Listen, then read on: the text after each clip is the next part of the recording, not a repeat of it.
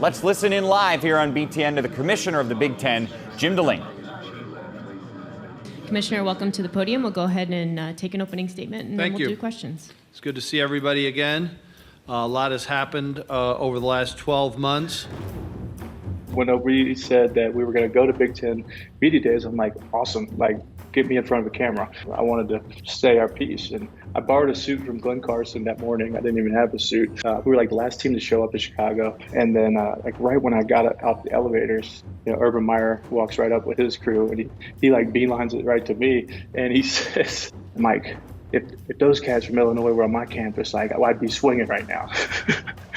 And like, as if I didn't need any more juice to get like jacked up. And I'm like, yeah, yes, sir. Like, yes, sir. Okay.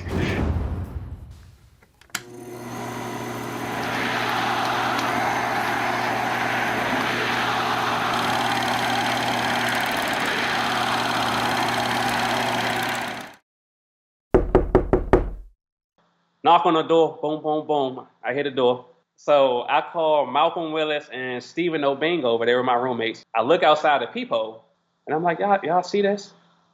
And they like, nah. We like, nah, it can't be, because the sanctions just got announced. The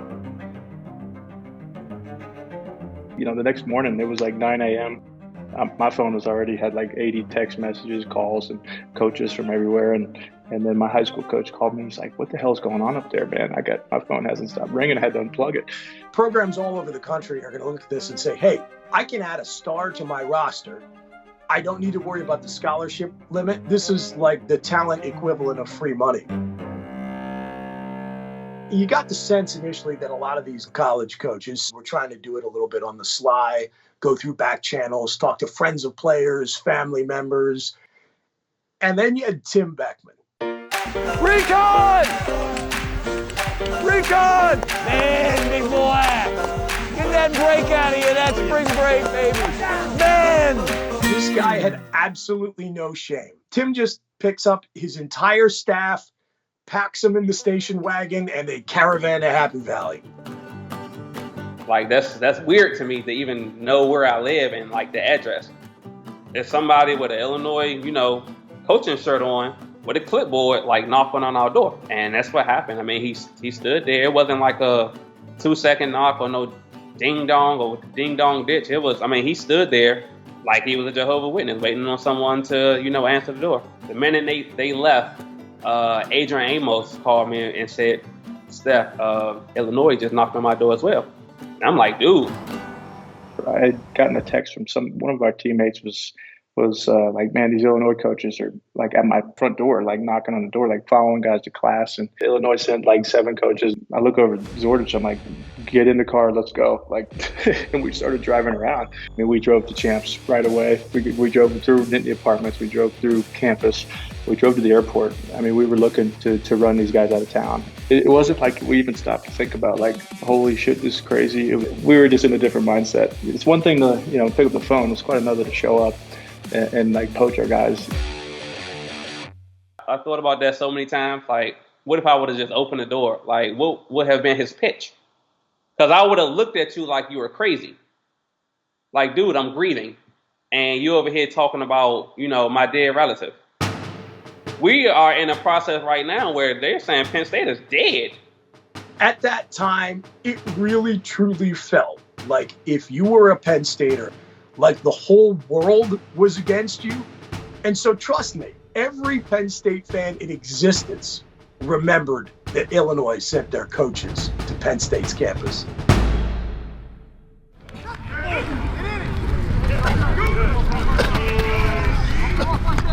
That game we prepped and watched more film than any week. We tried to treat it like another week, but it was different. We had some serious juice behind it. We don't like to single-handedly circle games, but this game was definitely circled.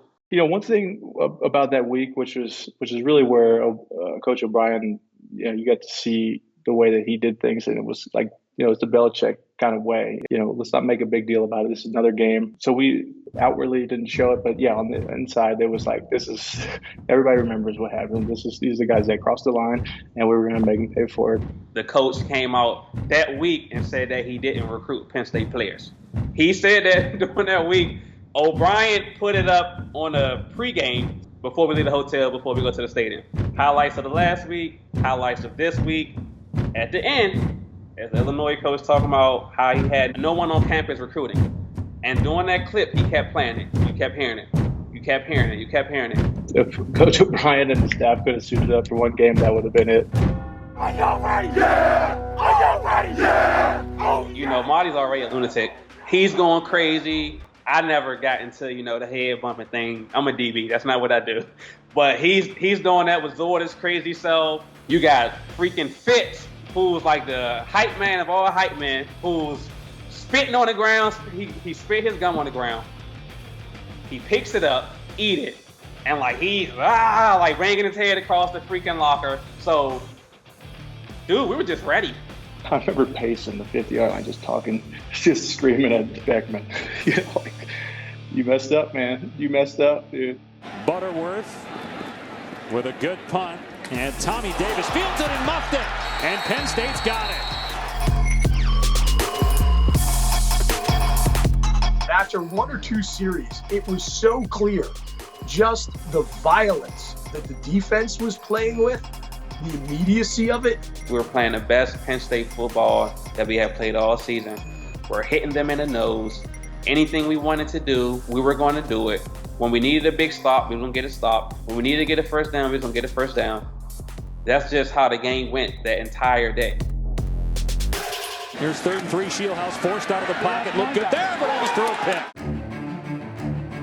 Penn State had dominated the entire first half, but the Illini finally start putting together some semblance of cohesion on offense, and they start moving the ball on us. Shieldhouse on 4th down and 9. Throws on the run, complete for a first down. 10th play of the drive for Illinois. Shieldhouse with time. Langford is wide open in the middle of the field, inside the 10-yard line. So we're gassed as a defense. You know, we're just trying to hang on, and I knew exactly what the formation they would come out in, and you know, I showed a blitz to the one side, and then I just came across the other side, and you know, I had a beat on them, and sitting in 3 or 4 deep in the end zone, and picked that ball off, and like, here we go. Shieldhouse in the traffic, it's picked off. Intercepted by Maudie, trying to take it back. Maudie inside the 20, Maudie inside the 10, all the way, touchdown, Penn State. No, wait, they roll him down. So the half is over. Mike Maudie playing with his hair on fire through that whole game and being the guy who makes that pick. Like so many things in that season, that felt almost like something out of the script from a sports movie. I'm on outside line in the back of the end zone. My guy runs a slant that's covered. Marty undercuts his route, picks it off. So I'm like, hey, yeah, let's go. I'm running. With me with fresh legs, like nobody's catching me from behind. Like I've got juice. You know, I ran track 200 meter. Like I would have high kneed straight through, but I realized very quickly, like through the first 20 yards, I'm like, okay, I'm not outrunning anybody. I kind of could take a deep breath and let the blocks kind of develop, and I'm like, okay, here we go. Like I'm, you know, making some cuts and then weaving and you know, I'm ducking and diving. Someone in the air, let's just say God was pulling Marty to the end zone. It's no possible way that Marty is supposed to score a 99-yard touchdown. That's just not in his game. But then again, knowing my guy, knowing Marty, he always does the impossible. As Maudie is running the length of the Illinois field, it just, to me, felt so strikingly like a metaphor for everything the university and the community and that team were going through, and you could not have picked a better front man for it than Maudie. The last tackle I broke, whoever hit me, and I just kept going. Like that was pretty much my last burst of whatever I had left. It was like I broke that, and I'm like, okay, I'm kind of home free. There was, you know, of course, one guy just caught me right in the back of the knee. That's his right knee, yeah, right there you can see, and I don't think that ball. I think that was before the line. He went 99.5 yards and got caught at the half-yard line. Give Miles Jose credit for hustling down the field to stop this touchdown. But I will come to Marty's defense. For some reason, the air in Illinois is a little different. So I had a similar, seriously, I had a similar, almost took it a distance my freshman year at Illinois from 99 yards, and I get walked down too. And I was so freaking exhausted. Like, I was so tired to the point where I don't think I recovered until, we got back on the field after halftime. That's the only excuse I can give him. Shit. I mean, you right there. Just fucking stretch out. Shit. As Shieldhouse throws over the middle, and it is picked off. Michael Mauti. This coaching staff for Penn State, a lot of credit. We knew the purpose. Like, we knew the purpose, and the purpose was to go to Champaign, Illinois, and put our foot on their neck and not take it off.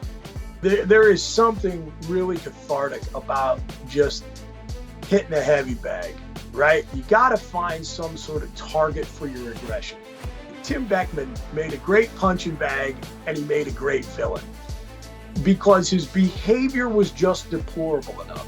But he himself as a person was just ridiculous enough that he really gave you everything you wanted in a great antagonist. Look, that adrenaline rush that you get, that when we realized, like, okay, we've imposed our will, I was so jacked up, like it just made me feel possessed. And then, like, the fact that we actually did it and came performed, and it was like, it just was a high like nothing else.